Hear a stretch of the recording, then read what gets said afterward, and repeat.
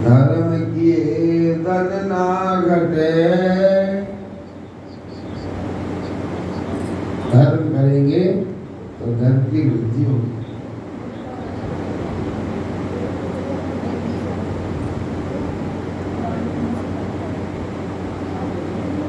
फिर इसके अराजकता होने के कारण ब्राह्मण ऋषियों ने इसके भुजा का शरीर का मंथन किया। जंगा से तो इनके कलमश जब पाप था निकाला, निषाद बने। फिर भुजा का मंथन करके भगवान के अवतार प्रकट हुए हैं। बोलिए पृथु महाराज। अपनी प्रजा को बड़ा अच्छा उपदेश दिया पृथु महाराज ने। यज्ञ किया था इन्होंने। इंद्र इनके घोड़े को चोरी करके ले गया। इंद्र पृथु महाराज के यज्ञ के घोड़े को, ये फिर आ गया। फिर कथा आएगी, सगर महाराज के घोड़े को भी इंद्र चोरी करके ले गया। इंद्र कौन है? स्वर्ग का राजा। स्वर्ग मत जाना हो, हमारे सत्संगी स्वर्ग मत जाना। ये स्वर्ग का राजा है ना, बहुत जानता है, उसकी बुद्धि ठीक नहीं है। यहाँ जब कोई भजन करता है ना, उसके भजन में रोड़ा ही डालता है। अब बताओ ये कोई बात है क्या? कोई अपना भजन कर रहा है, स्वर्ग का राजा उसके भजन को तोड़े, अच्छी बात नहीं। स्वर्ग नहीं चाहिए अपने लोगों को। बैकुंठ चलो, साकेत चलो, गोलोक चलो। स्वर्ग में भगवान की प्राप्ति भी नहीं है। खैर चलो, आ जाएगी बात। ऋतु महाराज के बेटे ने घोड़ा छुड़ाकर इंद्र को जीत कर आया लेकर के। उसका नाम पड़ा था काकुत्स। इनके यज्ञ में सनकादिक महाराज आए, भगवान प्रकट हुए इनके यज्ञ में। वरदान मांग लो। क्या मांगा मालूम है? हे भगवान जी, आप देना चाहते हो तो मुझे 10,000 कान दे दो।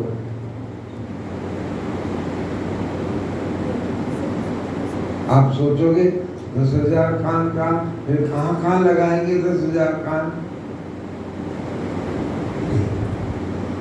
इनका कहने का मतलब था, एक कान से जो सुनते हैं ना, वो आवाज ऐसे जैसे छोटे छोटे लट्टू अपन 10 लगा दें, 10-10 वाट के, तो रोशनी होगी ना।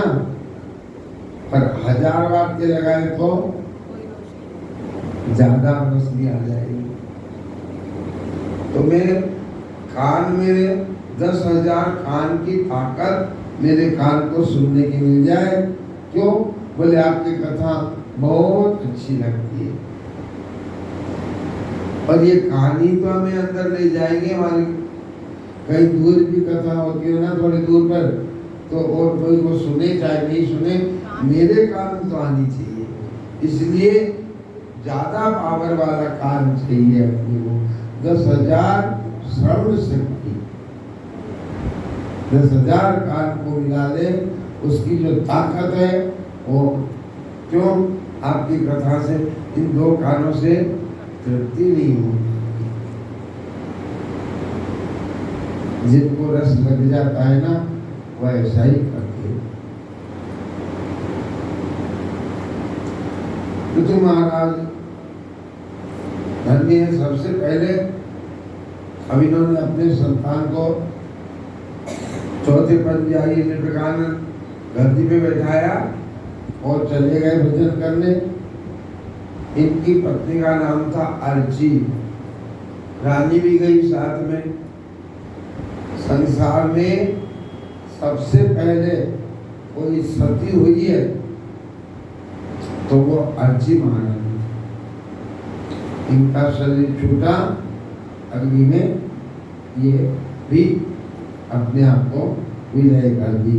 बोलिए पृथु महाराज राधे राधे गो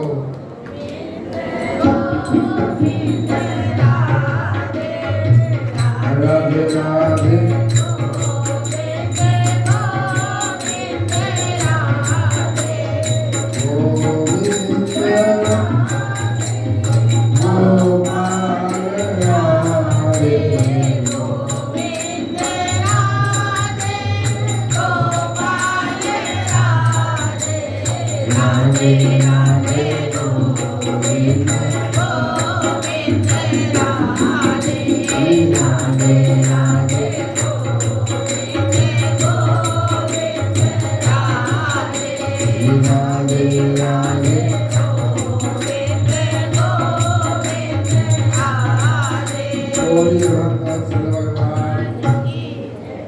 महाराज के पचेता पुत्र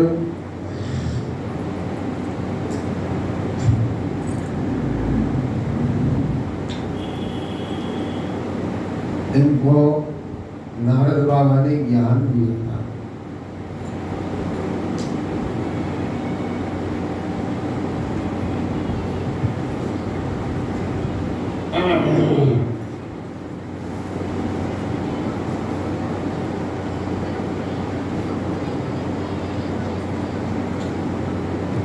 जा करके प्रचेताओं ने तप किया, भगवान रुद्र का दर्शन दिए। भगवान ने बड़ी सुंदर इन्होंने स्तुति की है। बोलिए रुद्र भगवान। वल्लभ संप्रदाय में वल्लभाचार्य महाराज के पिताजी इसका बहुत अनुष्ठान करते थे।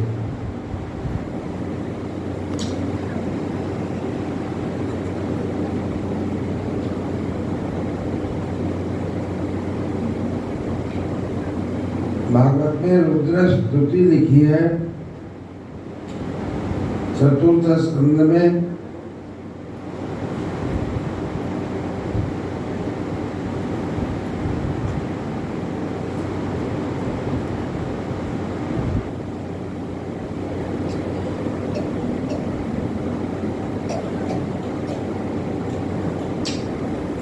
इनके पुत्र हुए प्राचीन बरही। एक प्राचीन बरही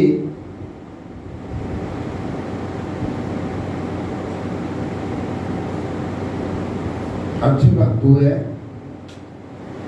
इनके यहाँ नारद बाबा आए एक बार, तो इन्होंने कहा हमें ज्ञान दो। नारद बाबा से कहा ध्यान दो। नारद बाबा ने देखा उसकी बुद्धि कैसी है, उसके हिसाब से ज्ञान दिया जाएगा। नारद बाबा ने एक कहानी के रूप में उनको ज्ञान दिया।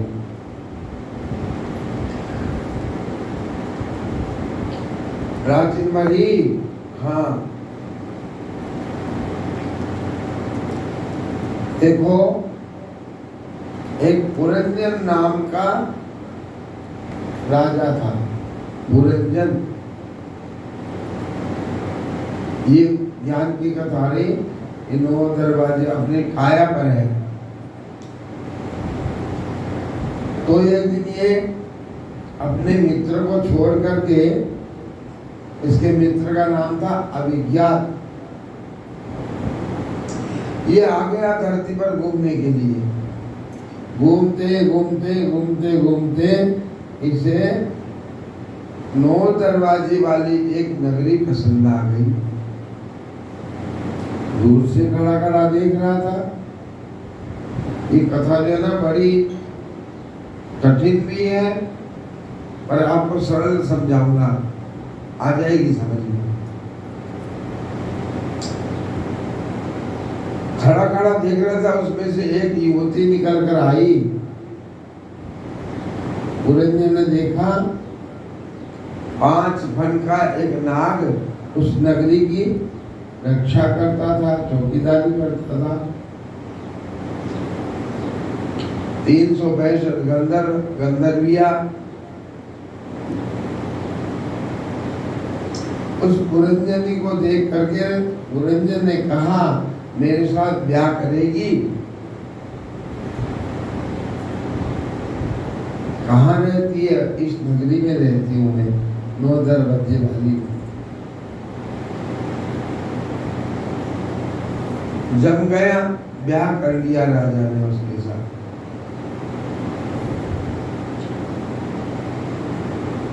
तीन 360 गंधर्विया उस नगरी की। आपको सरल बता देता हूँ, ये 9 दरवाजे वाली नगरी अपनी है। ये 2 दरवाजे, 5 तो थे दरवाजे पूरब में, 1 दरवाजा उत्तर में, 1 दरवाजा दक्षिण में और 2 दरवाजा पश्चिम में। ये 2 दरवाजे हो गए आँख, 2 दरवाजे नगरी के हो गए नाक, 2 छेदे, 1 मुंह, 2 आँख, 2 नाक के छिद्र, 1 मुंह, ये हो गए 5। और कान हो गए उत्तर दक्षिण के 5 और 2 7। और मलमूत्र के 2 द्वार हो गए 9 द्वार। और ये सर्वश्रेष्ठ नगरी है। भगवान ने मनुष्य शरीर सबसे बढ़िया उत्तम बनाया है। अब इसमें ये जो आई थी ना, पुरंजन कौन है? ये आत्मा है।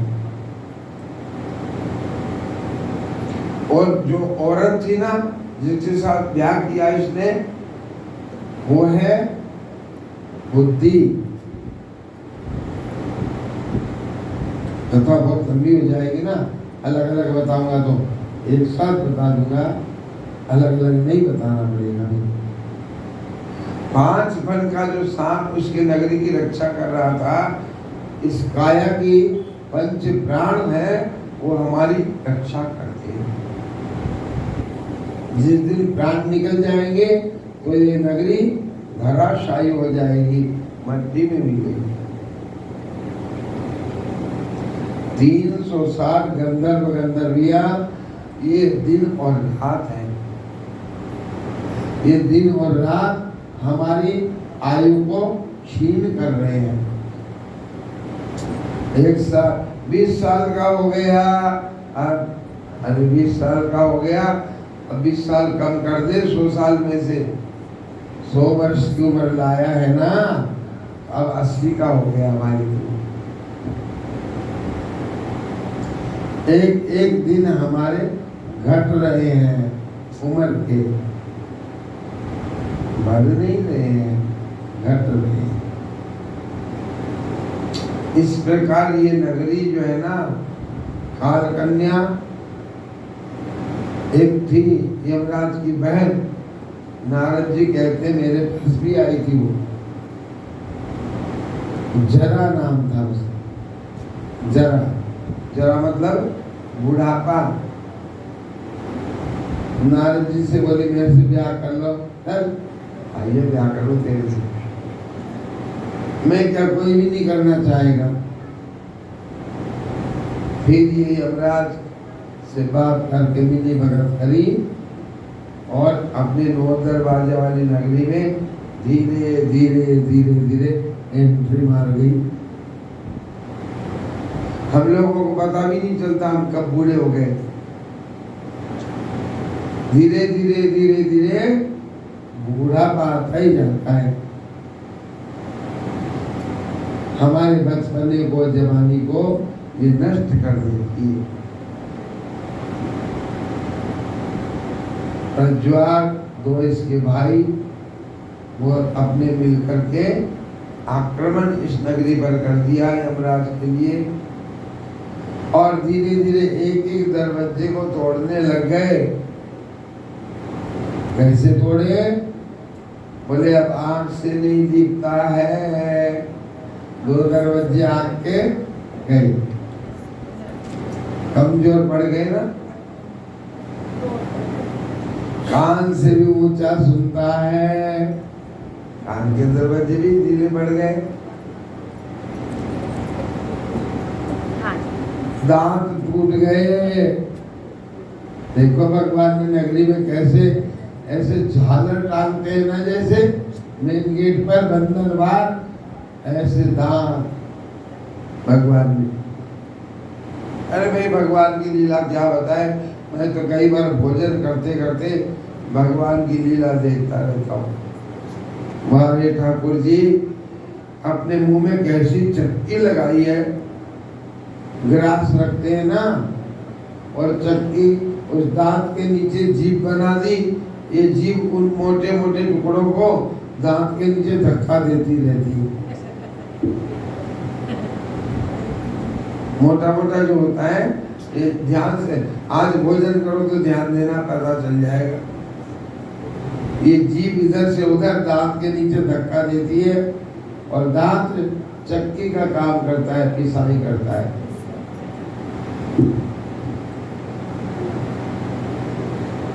अद्भुत बनाया भगवान ने, खूब सोच समझ करके। जैसे गाड़ी की लाइट सामने होती है ना, तभी तो रोड दिखेगा। भगवान ने आंख पीछे इसलिए तो नहीं बनाई, बहुत बढ़िया सेटिंग करी है। अब पीछे आंख बना दे तो अपने, अरे हालत खराब हो जाए सब चीज। एक बार एक ने कहा ये क्या जरूरत थी, कान के ऊपर जो है ना ऐसे ही छेद रख देते, ऐसे रख देते।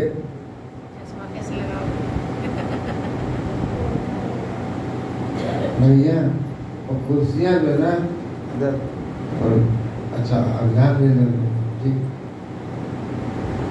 बैठो। भगवान ने बनाया, मेरे को लगता है वैसे तो कान सजाने के लिए बनाए हैं, झूमर वगैरह, बाली वगैरह, और खास करके तो भगवान ने देखा कि चश्मा किस में लगाएंगे। क्या बात, खूब सुंदर कला है भगवान की। इस तरह से कि चलो ये नगरी टूटने लग गई, दांत टूटे, इंद्रियां सब एक एक शिथिल हो जाती है। फिर काल का आक्रमण, बुढ़ापा जर्जर आ गया।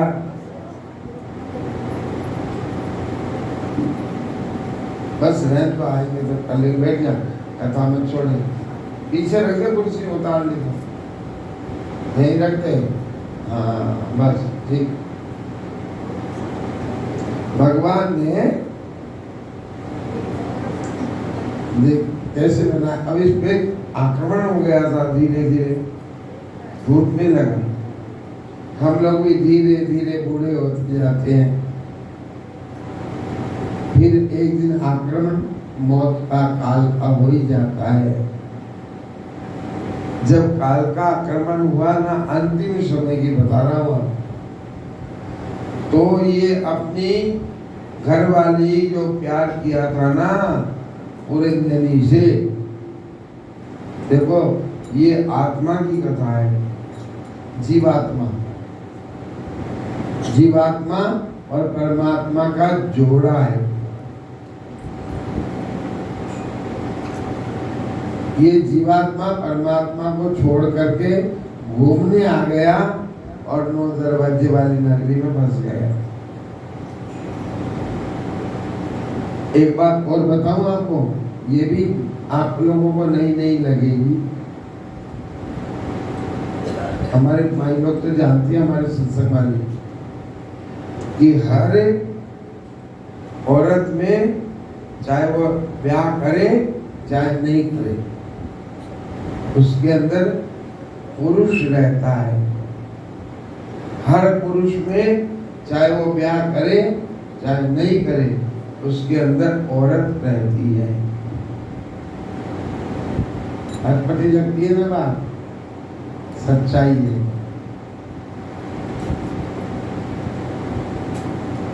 भागवत की कथा तो बहुत बढ़िया है, यदि ढंग से समझे तो। देखो आत्मा जो है ना, ये पुल्लिंग में आती है। आत्मा स्त्री नहीं, आत्मा पुरुष है। आत्मा पुरुष है। किसी स्त्री शरीर वाली ने ब्याह नहीं किया तो क्या उसके अंदर आत्मा नहीं है? आत्मा ही तो पुरुष है।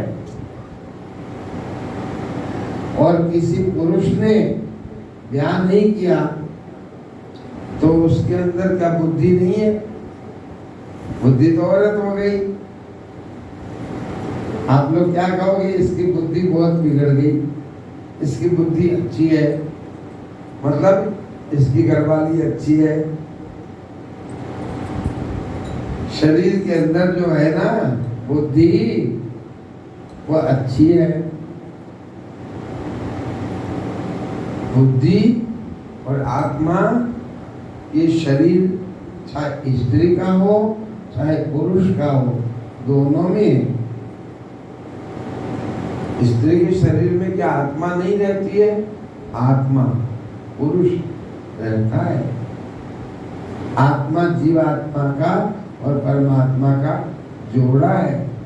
ये उनको छोड़कर आ गया, भटक गया, नौ दरवाजे वाली नगरी में खो गया, संसार के प्रपंच में। अब अंत समय में ये अपनी घरवाली को याद कर करके मरा। पुरंजनी को याद करते करते पुरंजन मरा। ये कथा में लिखा है कि दूसरे जन्म में वो औरत बन गया।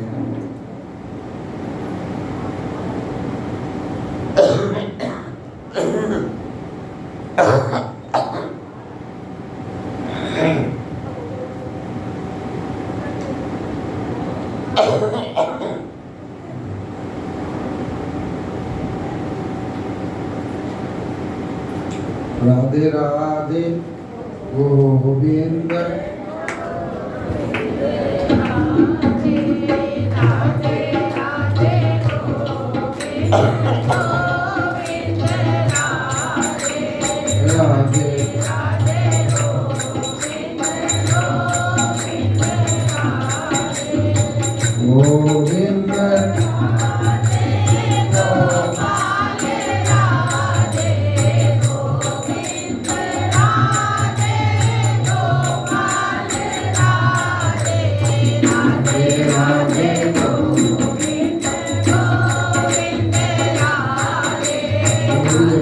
भगवान की ये औरत बन गया। ये कैसे हो गया भाई? गीता जी तो आप लोग खूब पढ़ते हो, छोटी सी है, भागवत पढ़ो नहीं पढ़ो, भागवत में लिखा है अंतिमति सागति। अंत समय में जिसको याद करते करते मरोगे, अगला जन्म वही बनेगा। आजकल घर घर में कुत्तों को बहुत पालने लग गए। हमारे इनको 60 सेक्टर से आ गए, इनके बगल में वो कोई थे तो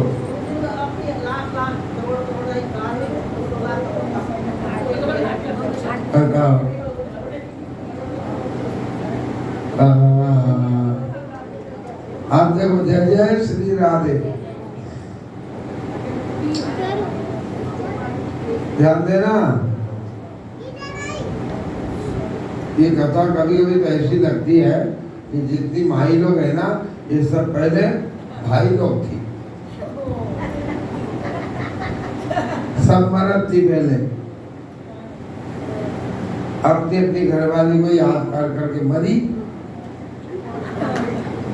लुगाई बन गई। और जितना मोटियार है ना, ये सब लोग आई थी, अपने अपने कसम को याद कर करके मरी। इस कथा से तो भाई मैं यही लगाऊंगा हिसाब। इसमें ही नहीं, आगे और आएगी, अभी आने वाली है। भरत जी महाराज की कथा आएगी। भरत जी महाराज अंत समय में हिरण को याद कर करके मरे, तो दूसरे जन्म में क्या बने? हिरण।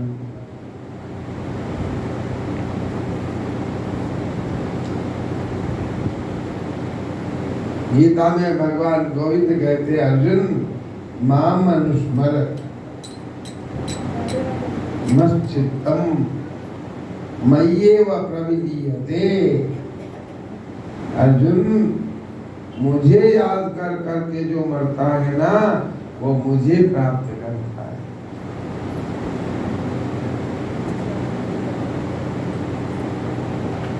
भागवत की कथा काम आएगी, बहुत काम आएगी, पर इस तरीके से कथा होगी तो काम आएगी। अब पढ़ में वही बोलते हुए चला जाता, आपके समझ में ही नहीं आती भागवत में क्या सिखाना चाहती है। भागवत सिखाना चाहती है, ये देखो,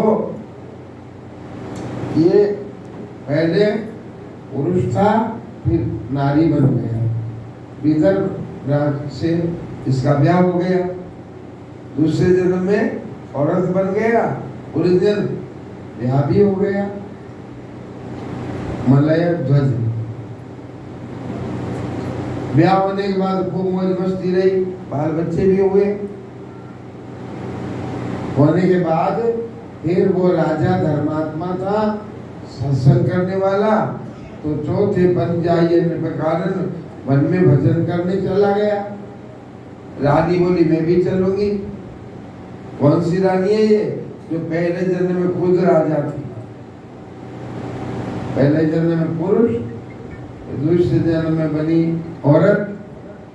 ब्याह हो गया तो उसके साथ वन में भजन करने पति के साथ चली गई।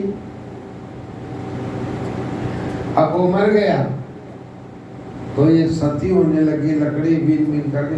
ध्यान देना, मेरा बहुत बढ़िया कथा आ रही है, चुप ही मत। मैं इतने धीरे धीरे, जानते हो कितने, बहुत धीरे धीरे इसलिए कर रहा हूँ कि एक एक बात आपके समझ में आ जाए। हमारे हम लोग कहते हैं थोड़ा भोजन करो, पर ऐसा करो जो शरीर में लगे, पौष्टिक भोजन होना चाहिए। थोड़ा भजन कर लो, पर वो भजन मेरे जीवन को बदल दे। थोड़ी कथा सुन लो, ऐसी कथा सुनो जो हमारा जीवन सफल हो जाए। भले थोड़ी सुनने में कोई दिक्कत नहीं, पर ध्यान से सुनेंगे तो ये राजा मर गया, तो ये रानी होने लग गई, सती होने लग गई वन में। उसी समय उसका पुराना मित्र अभिज्ञा आकाश के रास्ते से निकला। क्या हो रहा है? ये मेरा पति मर गया ना, मैं सती हो रही हूँ। हे बावला जीवात्मा, तू तो मेरा मित्र है रे, मेरा है। घूमने के लिए आया था तो मेरे से छुट्टी लेकर के, संसार में घूमने के लिए आया था। जीवात्मा परमात्मा को छोड़ करके, परमात्मा का है जीवात्मा, ये परमात्मा को छोड़ करके घूमने के लिए आया था और 9 दरवाजे वाली नगरी में फंस गया। अरे ये मेरे, अरे बावला, पहले जन्म में तू राजा था, तू पुरुष था, इस जन्म में स्त्री बन गया। न तो आत्मा स्त्री, न पुरुष। शरीर में आत्मा परमात्मा का जोड़ा है। ये तो शरीर का भेद है भाई। अभी आज देखो कैसे कलर का पहन लिया,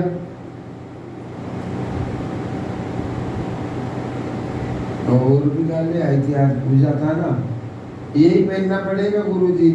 अच्छा भाई मैं तो पहले से दबा हुआ हूँ भक्तों के दिल से, भगत मुझे नचाते रहते, नाचता रहता हूँ, क्या करूं। कहने का मतलब ये, कल दूसरा परसों तीसरा, गुरुजी तो नहीं बदले ना, कपड़े बदले हैं, आत्मा नहीं बदली, आत्मा वही है। चोला बदल गया, स्त्री का मिल गया, स्त्री बन गए,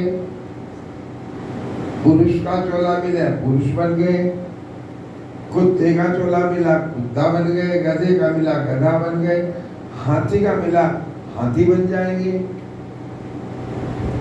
यही आत्मा किसी भी चोले में जाएगी वही कहलाएगी। बाकी है ना तो हाथी है, न कुत्ता, न गधा। भगवान ने कहा तू किसके पीछे सती हो रही है, असली तो मैं हूं तेरा। बस ये ज्ञान जब आ जाएगा ना, मैं कहा करता हूँ हमारी माताएं कभी विधवा न समझे अपने आप को। पति चला गया तो कहती विधवा ना भाई, मैं तो ऐसी माता की बहुत सम्मान करता हूँ। क्यों? वो कहां से होगी भाई? वो भगवान की है। जोड़ा तो असली जोड़ा भगवान का है।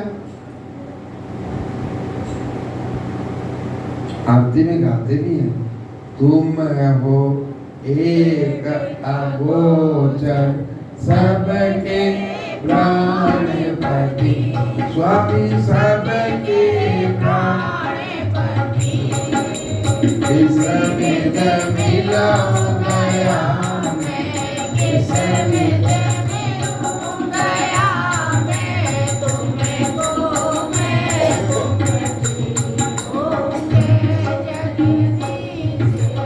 कभी भी अपने को अकेला महसूस मत करो।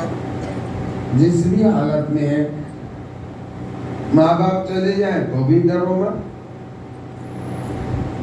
अनाथ मत कहना कभी।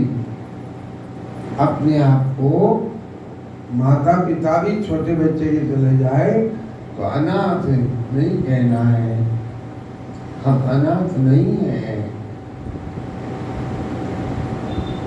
आप ताज्जुब करोगे, मैं वो भजन भी नहीं गा सकता जिस भजन में ये लिखा हो, दाता एक राम। मेरे से बात चली, मैंने कहा मैं तो नहीं हूँ भाई भिखारी, आप लोग हो सकते हो। क्यों? आप राम जी के भिखारी? नहीं, मैं राम जी का भिखारी न तो था, न हूं, न बनूंगा कभी भी।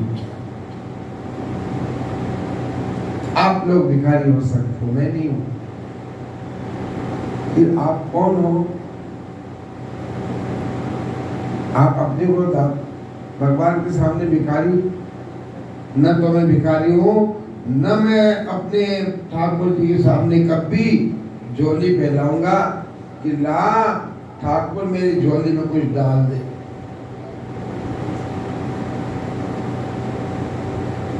आपको बड़ा अभिमान आ गया, आप भगवान के सामने झोली नहीं फैलाओगे? नहीं,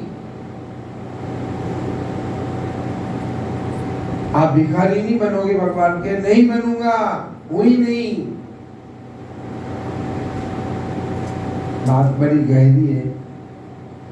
एक बार मैं बहुत रोया था, बहुत रोया था। बरसों पहले की बात है। हमारे गुरुजी हमें बहुत दबाव देने लग गए थे। सारी बात नहीं बताऊंगा, बड़ी हो जाएगी। मैंने एक ही बात रखी थी, हालत बहुत नाजुक थी, शहर में रहता था, एक दिन का खर्चा चलना भी भारी था, कमाई का कोई जरिया नहीं, सत्संग करना। उसी समय हमारे सत्संग में कोई सरकारी विभाग के अफसर आते थे, सुबह सुबह मेरे घर आए, मैं सेवा में था, हालात किराए के मकान में रहता था ना, बहुत किराया चढ़ा हुआ था, और वो आया, एक फर्रा लेके, एक फार्म लेके आया था, इसमें सही कर दो। प्रभु दयाल जी नाम था उनका, भूला नहीं मेरे जीवन में। एक घटना ऐसी भी होती है, भूली नहीं जाती। इसमें सही कर दो, मैं कहा भी देख लेता हूँ, थोड़ा देख लो, क्या देख लो। मैंने पढ़ा हार्ड को, और पढ़ने के बाद मैंने कहा, प्रभु जी आप मेरे शुभ चिंतक हो, मेरे लिए। वो सरकारी अफसर था, सरकार में उसके पास पैसे आए थे,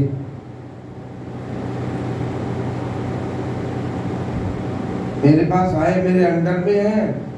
मैंने सोचा गुरु जी के यहाँ इनको दूं, ये पात्र हैं, भजन करते हैं। मैंने कहा आपने मेरे लिए सोचा बहुत अच्छा, और मैं इसमें सही नहीं कर सकता। अभी आपको 5,000 मिल जाएंगे, फिर हर महीने पेंशन मिलेगी। जरूरत इतनी तगड़ी थी, एक एक पैसे के लिए मोहताज बंदा, मेरी आवश्यकता कह रही है, ले ले, छोड़ मत। कोई चोरी नहीं है, घर बैठे सरकार का अनुदान है, पर हमारी आत्मा नहीं अलाउ कर रही थी। वो फिर प्रभु दयाल जी हमारे गुरु जी के पास चले गए। गुरु जी के कान भरे, कैसे हैं उनको आप समझाओ। गुरु जी तुरंत आए मेरी कुटड़िया में, वहां मेरे को डांट लगाई, चल सही कर इसमें। फिर मैं तो रोने लग गया। एक शब्द पढ़ा था, उसमें फॉर्म में लिखा हुआ था, निराश्रित अनाथों के लिए ये धन आया हुआ था। अनाथ जो हो, निराश्रित का मतलब जिसका कोई आसरा नहीं है। शरीर को बहुत जरूरत थी, कोई कमाई का रास्ता नहीं। सत्संग करता था, अच्छे घर से निकल के आया ना, तो चढ़ावा भी नहीं ले पाता था, मंदिर में चढ़ा के आ जाता था, शर्म आती थी। अच्छे व्यापारी घर से निकल के आया, ब्राह्मण शरीर है, पर मेरे पिताजी हमेशा इंश्योरेंस से मेरे पैसे भेजते थे कि बच्चा दुख न पाए। मन लग गया तो मैं रहने लग गया है यहाँ। फिर क्या बताऊं आपको, मैंने एक बार लिख दिया, भेजना मत, मैं कुछ करने लगा हूँ। मन में आ गई, हमेशा माता पिता बैठे रहेंगे क्या, मुझे अपने पैर पे खड़ा होना है। इतनी सी भावना आई, और मैंने उनको मना कर दिया, आप ऐसे इंश्योरेंस से भेजते हो, बेकार जाएंगे, यहाँ मेरे काम तो आएंगे नहीं, क्या फायदा। मैंने हालांकि झूठ लिखा था उस समय, अंतरदेशी पत्र और पोस्टकार्ड। मैं व्यास गति पे आपको क्यों बोलूँगा, झूठ लिखा तो झूठ लिखा, वो मेरी गलती मानो, कुछ भी मानो, मजबूर था। ऐसा नहीं लिखूंगा तो हर महीने पैसे आते ही रहेंगे, आते ही रहेंगे, और जब हाथ में खर्चा आ जाएगा तो फिर मैं अपने लिए कुछ नहीं सोच पाऊंगा। गोद से जब बच्चे को उठाओगे नीचे, तब वो पैदल चल पाएगा। गोद में ही रखोगे हमेशा, वो पैदल चलना नहीं सीख सकता। श्री राधे। अब गुरुजी ने मेरे को डांट लगाई, बताना नहीं चाह रहा था, फिर निकल गई बात, फिसल गई मैं।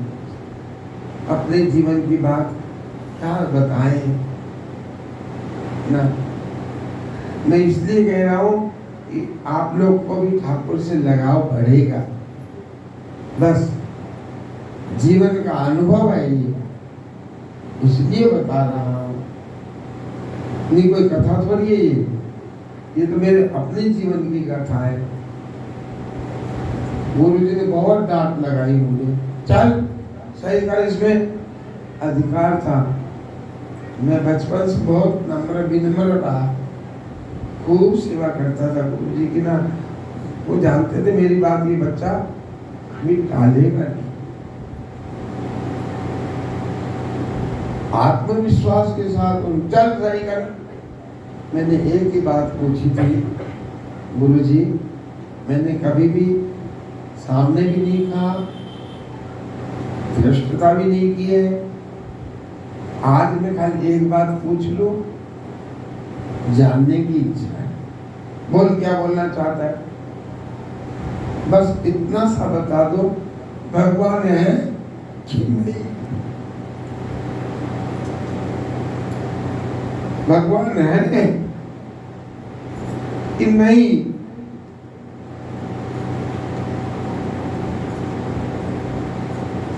यदि है तो मैं इसमें सही नहीं करूंगा, आप कह दो। और यदि भगवान नहीं है अभी कर दूंगा मैं सही।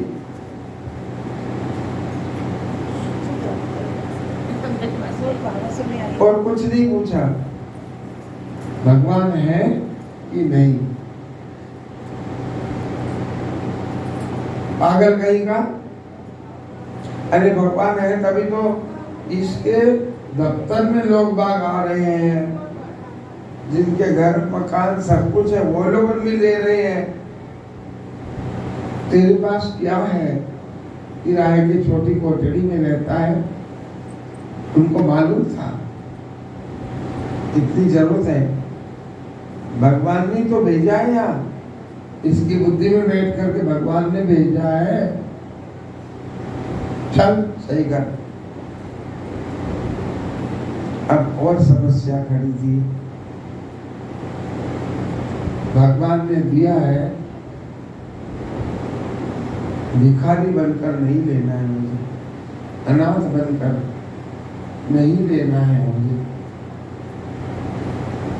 आप अपने बच्चे को कभी वो जरूरत पड़ जाए ना तो उसको सड़क पे बोला, चल सड़क पे चल, गेट के बाहर चल। और बात पता नहीं क्यों बोल रही मेरी माँ, मेरे पिताजी क्यों कह रहे चल सड़क के बाहर चल, खड़ा हो जाएगा, गेट के पास खड़ा हो गया, जल्दी पैसा तू जो मांग रहा था ना दूंगा तुम्हें। अरे पिताजी, माँ ये मैं क्या भिखारी हूँ क्या? मैं आपका बेटा हूँ, भिखारी की तरफ रोड पे खड़े करके दोगे आप आजमा के देखना, आपका बेटा ले ले तो मेरे को बताना, मेरे बेटे ने आज अम्मा दे दे गेट के बाहर रोड पे खड़ा होके मांगा हो। मर जाऊंगा नहीं होगा। अनाथ की लिस्ट में मेरा नाम लिखा करके आप मेरे को अलग करना चाहते हो अपने से? नहीं चाहिए, भूखा मर जाऊंगा। भगवान भी अनाथ बना के देंगे तो नहीं दूंगा। तो भगवान बेटा हूं, मैं भगवान की संतान, मेरे भगवान है, मैं भगवान के घर का भिखारी नहीं हूं भाई। जब मेरी बाल टुकड़ा ला दोगे, क्या यही रास्ता है? अनाथ लिखाऊं, पहले अपने को अनाथ में लिखाऊं, मतलब तलाक हो गया क्या? बेटे को आपने निकाल दिया क्या? गलती क्या की है मैंने? भगवान आप मेरे को अनाथ के लिस्ट में डाल रहे हो। राजा का बेटा हूँ, पर अनाथालय में जाके रहूं मैं? नहीं रहना मुझे। आपको क्या बताऊं, वो दिन याद था, अभी रोंगटे खड़े हो जाते। मैं जोर जोर से रोने लग गया था। गुरुजी ने देखा, वो जानते थे स्वभाव को जानते थे। बोले प्रभुदयाल चल यार, ये नहीं मानेगा, अब इसके नसीब में जो लिखा है होने दो। आप भागवत की कथा पे बैठा हुआ हूँ, कोई गप्पबाजी नहीं, जीवन की हकीकत है मेरे। गोपीनाथ जी है, वहाँ पुरानी बस्ती था। गोपीनाथ जी के पास जाके रोया, प्रभु मैं अनाथ क्यों बनूं? गुरुजी ने भी डांट लगा दी मुझे, मैं तो आपका गुना, मैं अनाथ कैसे हो जाऊं? आपको सच बताऊं, उसी महीने भगवान ने प्रेरणा दी और भागवत की कथा सबसे पहली कथा गोपीनाथ जी को सुनाई थी। और इतना चमत्कार हुआ, आपको क्या बताऊं, वहां रहने वाले आज भी आप पूछोगे ना बताएंगे। गोविंद देव जी के मंदिर के पीछे राम सूरदास जी महाराज का चौमासा, मथुरा का श्री जी बाबा, उसका भी नाम चल रहा था उस समय, छोटी चौपड़